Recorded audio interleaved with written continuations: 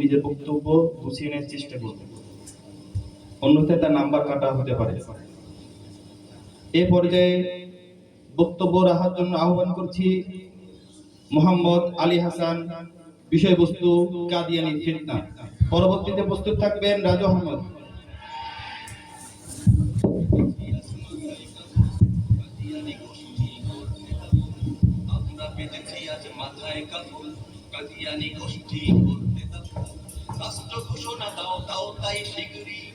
আসসালামু আলাইকুম ওয়া রাহমাতুল্লাহি ওয়া বারাকাতুহু।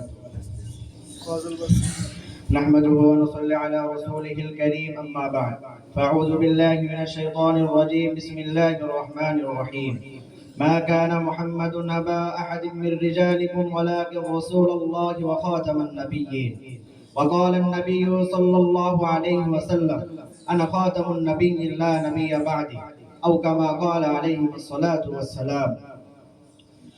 মাদ্রাসা আব্দুল্লাহ ইবনে মাসউদ রাদিয়াল্লাহু তাআলা আনহু এর পক্ষ থেকে আয়োজিত ইবনে মাসউদ ছাত্র কাফেলা কর্তৃক আয়োজিত আজকের এই বার্ষিক প্রতিযোগিতা অনুষ্ঠানের সম্মানিত সভাপতি, বিজ্ঞ বিচারক মণ্ডলী ও সুদক্ষ পরিচালক এবং আমার কলিজার টুকরো তলাবে ইলম ছাত্র ভাইরা, মুআজ্জাজ উলামায়ে কেরাম, সকলকে জানাই আমার পক্ষ থেকে আন্তরিক শুভেচ্ছা ও মোবারকবাদ।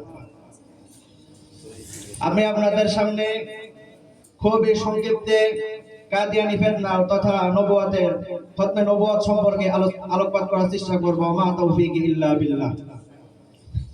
এই বিষয়ে আলোচনা করবে আমরা জেনে নিতে পারি খতমে নবুয়ত কাকে বলে। খতমে নবুয়ত বলা হয় নবুয়তের পরিসমাপ্তি, নবুয়তের ধারাবাহিকতা বন্ধ হয়ে যাওয়া। আর ব্যাপক করতে বলা যায় রাসূল মুহাম্মদ ইবনে আব্দুল্লাহ সাল্লাল্লাহু আলাইহি ওয়াসাল্লাম সর্বশেষ নবী, তারপরে আর কোনো নবী নেই। খতমে নবুয়তের এই ধারাবাহিকতা হযরত রাসূল সাল্লাল্লাহু আলাইহি ওয়াসাল্লামের মাধ্যমে সংগঠিত হয়েছে এবং তারপর দুনিয়াতে আর কারো কাছে ওহী আগমন সম্পূর্ণ বন্ধ হয়ে গিয়েছে এবং কেউ দুনিয়াতে নবী হিসেবে আসবে না। সম্মানিত হাজির, খতমে নবুয়তের এই আকীদা প্রত্যেক মুসলমানের জন্য, প্রত্যেক মুসলমান খতমে নবুয়তের প্রতি ঈমান রাখা একান্ত জরুরি, অপরিহার্য। আল্লাহ সুবহানাহু ওয়া তাআলা সূরা মায়েদার মধ্যে বলেন, আল-ইয়াউমা আকমালতু লাকুম দীনাকুম ওয়া আতমামতু আলাইকুম নি'মাতি ওয়া রাদিতু লাকুমুল ইসলাম দীনা। আমি আপনার ধর্ম পরিপূর্ণ করে দিলাম, আপনার জন্য আমার নিয়ামত পরিসমাপ্তি ঘোষণা করলাম এবং ধর্ম হিসেবে ইসলামকে আপনার জন্য মনোনীত করলাম। আল্লাহ সুবহানাহু ওয়া তাআলা সূরা আহজাবের 40 নম্বর আয়াতে বলেন, মা কানা মুহাম্মাদুন আবা আহাদিম মির রিজালিকুম ওয়ালাকিন রাসূলুল্লাহি ওয়া খাতামান নাবিয়্যিন। রাসূল সাল্লাল্লাহু আলাইহি ওয়াসাল্লাম তোমাদের কোন পুরুষের পিতা নন, তিনি হলেন আল্লাহর রাসূল এবং সর্বশেষ নবী। আবু দাউদ শরীফের হাদিস, পিয়ারে হাবিব সাল্লাল্লাহু আলাইহি ওয়াসাল্লাম বলেন, আনা খাতামুন নাবিয়্যিন লা নাবিয়্যা বা'দি। আমি সর্বশেষ নবী, আমার পরে আর কোন নবী আসবে না। সম্মানিত হাজিরিন, উক্ত কোরআন ও হাদিসের প্রমাণ দ্বারা একথা দিবালোকের নয় স্পষ্টভাবে ফুটে ওঠে যে রাসূল সাল্লাল্লাহু আলাইহি ওয়াসাল্লাম সর্বশেষ নবী, তারপরে আর কোনো নবী নাই এবং কোনো নবী আসবেও না।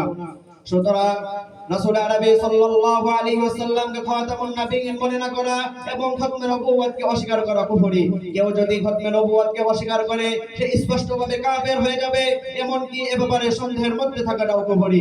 সম্মানিত হাজিরিন, আসুন আমরা এবারে জেনে নিই ইসলামের শুরুতে সর্বপ্রথম খতমে নবুয়তের আকীদা সংরক্ষণ ব্যবস্থা কেমন ছিল। রাসূল আরবি সাল্লাল্লাহু আলাইহি ওয়াসাল্লামের ইন্তেকাল পর মুসাইলামাতুল কাজ্জাব, আসওয়াদ আনাসি উল্লেখ কয়েকজন নিজেদেরকে নবী বলে দাবি করে এবং খতমে নবুয়তকে অস্বীকার করে।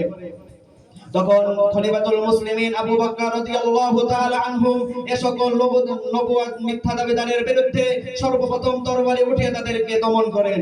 সম্মানিত হাজিরিন, কালের পরিবর্তে পৃথিবীর বিভিন্ন স্থানে এদের উৎপত্তি দেখা যায়।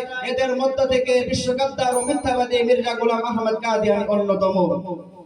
নবী রাসূল আসার প্রয়োজনীয়তা বন্ধ হওয়ার পরেও নিজেকে অবাঞ্ছিতভাবে নবী বলে দাবি করেছে এবং খতমে নবুয়তকে অস্বীকার করেছে এবং সরলনামা মুসলমানদেরকে ধোঁকা দেওয়ার চেষ্টা করেছে, কিন্তু সফল হয়নি।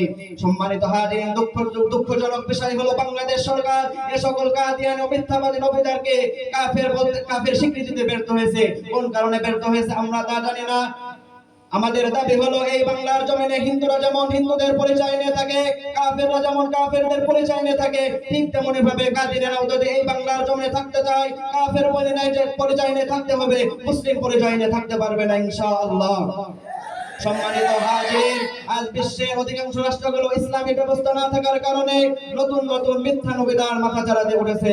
সাহাবে কারাম তাদের পবিত্র রক্তের বিনিময় খতমে নবুয়তের আকীদা সংরক্ষণ করেছে।